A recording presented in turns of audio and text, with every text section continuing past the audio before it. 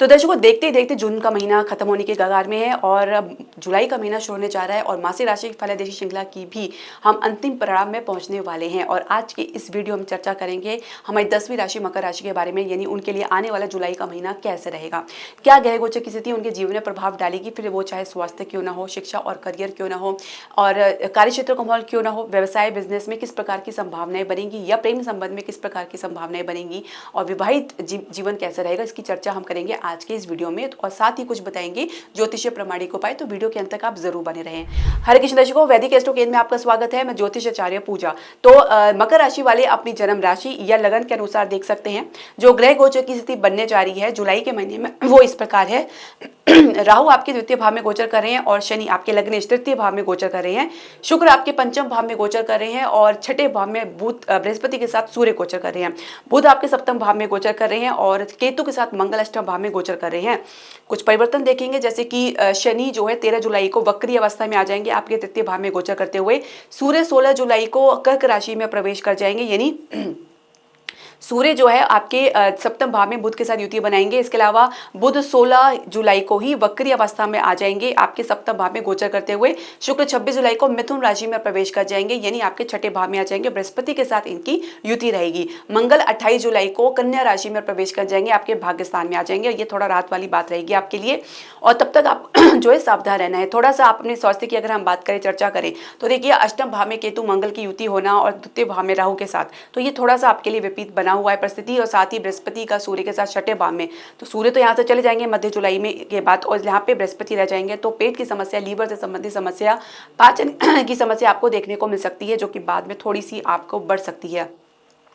वात की अधिकता की वजह से कुछ एसिडिटी की समस्या या पित्त की समस्या देख सकते हैं। साथ ही हार्मोन्स में कुछ फ्लक्चुएशन देख सकते हैं, या आंखों की समस्या या शुगर की समस्या। ये छोटी मोटी जितनी भी समस्या अगर आपके जीवन में चल रही है तो बहुत ध्यान देने की आवश्यकता है। केतु के साथ मंगल अष्टम भाव में बैठ के अचानक परिवर्तन देख सकते हैं, कुछ अचानक परिणाम देख सकते हैं, जिसमें चोट इत्यादि का भय, रक्त विकार या कुछ बीपी की समस्या, जिसमें लो बीपी या घबराहट की समस्या देख सकते हैं। तो कुल मिला के मास के अंत के बाद ही कुछ आपको राहत मिलती नजर आएगी। तब तक अगर ये समस्याएं जीवन में चल रही हैं तो खान पान को उचित रख के स्ट्रेस से दूर रहने के लिए आप योग करें, व्यायाम करें, या साथ ही आप मेडिटेशन जरूर करें। इसके अलावा शिक्षा करें कि अगर हम बात करें तो पंचम भाव में पंचमेश ही गोचर करें। क्रिएटिविटी आपकी उभर कर आएगी और काफ़ी उन्नत अवस्था में रहेगी।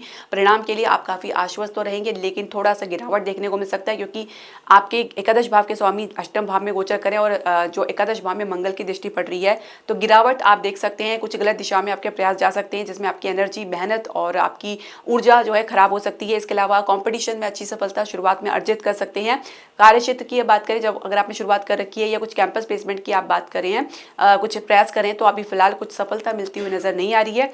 बाकी शुरुआत अगर आपने पहले से कर रखी है तो दशमेश आपके पंचम भाव में बैठे हैं। आपकी क्रिएटिविटी, आपके जो आइडियाज है वो मुखर कर सामने आएंगे और कहीं ना कहीं आपको इसके आधार पर कुछ प्रगति, ग्रोथ देखने को मिलेगा। एक अच्छी शुरुआत आप देख सकते हैं। धीरे धीरे इसमें आपको और भी अच्छा सुधार देखने को मिलेगा। लेकिन बुध वक्री अवस्था में आएंगे 16 जुलाई को और सूर्य के साथ इनकी युति रहेगी। तो अधिकारी के साथ, अपने सीनियर के साथ जो है अपने डिफरेंसेस को क्लियर करके चले, क्लैरिटी बना के चले, मिसअंडरस्टैंडिंग बिल्कुल भी ना रखे। अब हम बात करेंगे आपके कार्यक्षेत्र की, जो पहले से नौकरी पेशा लोग हैं। देखिए दशमेश का पंचम भाव में अपनी राशि में गोचर करना एक बहुत ही अच्छी स्थिति बनी हुई है। आप जो भी आप जिस भी फील्ड में आप कदम रखेंगे, जो भी आप काम का बीड़ अपने हाथ में लेंगे, न सिर्फ उसको पूरा करेंगे बल्कि उसमें सफलता भी अर्जित करेंगे। और एक संबंध आपके अधिकारी के साथ है, उसमें भी आपको जो खींचातान है उसमें भी थोड़ी कमी आपको मध्य जुलाई के बाद देखने को मिलेगा। और इसके अलावा अगर हम समझे तो शुक्र का 26 जुलाई को आपके छठे भाव में बृहस्पति का युति बनाना, थोड़ा सा आपको अपनी किसी महिला सहकर्मी से आपको सावधान रहने की आवश्यकता है। कुछ उनके वजह से कुछ आपको कह सकते हैं समस्या का सामना करना पड़ सकता है। कुछ छोटा मोटा वाद विवाद देख सकते हैं। हालांकि स्थिति को आप अच्छे से संभालते हुए भी नजर आएंगे। दशमेश का छठे भाव में होना, अगर हम समझे तो कालपुरुष की कुंडली के अनुसार तो सूर्य छठे भाव में अच्छा परिणाम नहीं देते, क्योंकि यहाँ पे नीच भाव में आते हैं और यहाँ पे शुक्र थोड़ा सा आपकी क्रिएटिविटी को भी दबा सकते हैं। इसके अलावा ग्रोथ के लिए आपको काफ़ी मेहनत संघर्ष करनी पड़ सकती है और जारी करना पड़ सकता है। जुलाई के अंत के बाद ही कुछ आपको इसमें प्रोग्रेस देखने को मिलेगा। नई जॉब के प्रयास में शुरुआत में मैंने जैसे बताया अच्छी सफलता देख सकते हैं। इसके अलावा बुध का वक्री अवस्था में आना, लग्नेश का वक्री अवस्था में आना, तो गलत फहमी बहुत ज़्यादा देखी जा सकती है, मिसअंडरस्टैंडिंग बहुत ज़्यादा देखी जा सकती है। अधिकारी के साथ और कलीग के साथ, सहकर्मी के साथ। तो एक प्रकार से आपको ये क्लैरिटी बना के चलनी है और हो सके काम में फोकस बना के चलें। इसके अलावा अगर हम बात करें आपके बिजनेस व्यवसाय की, तो सप्तम भाव में बुध का गोचर करना, तो एक प्रकार से कह सकते हैं कि आपका इमेच्योरिटी आपको ले डूब सकती है। तो कुछ जल्दबाजी या इमेच्योरिटी में लिया गया डिसीजन नुकसानदायक साबित हो सकता है। हालांकि बुद्धि का प्रयोग तो आप करते नजर आ रहे हैं और कुछ आप अच्छी डील भी कह सकते हैं प्राप्त कर सकते हैं। किंतु बात ये यहाँ पे ये सोचने वाली है कि एक स्टेबिलिटी की जो कमी है वो आपको देखने को मिल सकती है। एक चंचलतापन जो है, एक मेच्योरिटी है, वो आपको दूर करनी होगी। अपने अंदर जो मेच्योरिटी है और एक गंभीर भाव लेकर आना होगा। रियल एस्टेट की अगर हम बात करें तो गिरावट लगातार आपको देखने को मिल सकती है। कुछ यही हाल शेयर मार्केट का भी देखा जा सकता है। तो अभी ऐसे में कहीं पे भी निवेश करने का कोई भी अवसर बनता हुआ नजर नहीं आ रहा है। इसके अलावा अगर हम बात करें आपके प्रेम संबंध की, तो पंचम भाव में पंचमेश गोचर कर रहे हैं। एक अच्छी बॉन्डिंग, एक अच्छा कनेक्शन आप महसूस कर सकते हैं, लेकिन इमोशनल कनेक्शन होने के बावजूद भी कोई रोक टोक आपको जरूर देखने को मिल सकती है। राहु आपका द्वितीय भाव में गोचर कर रहे हैं, जहाँ पे केतु के समेत मंगल की दृष्टि पड़ रही है अष्टम भाव से। परिवार के साथ मतभेद उभर सकता है। कुछ बात छुपाने पर या उसके उभरने पर या पता लगने पर एक प्रकार का डिस्टेंस देखा जा सकता है और ये समस्या आपकी थोड़ी सी मास के अंत तक चल सकती है और आपको आगे भी संभालना पड़ सकता है, क्योंकि राहु और केतु आपके पूरे वर्ष इसी भाव में रहेंगे।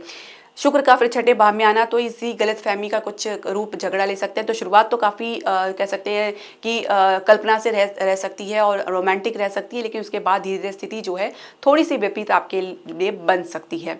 तो थोड़ा सा आपको सावधान रहने की आवश्यकता है। लग्नेश का बुध का वक्री अवस्था में आना, मिसकम्युनिकेशन की बहुत ज़्यादा चांसेस रहेंगे।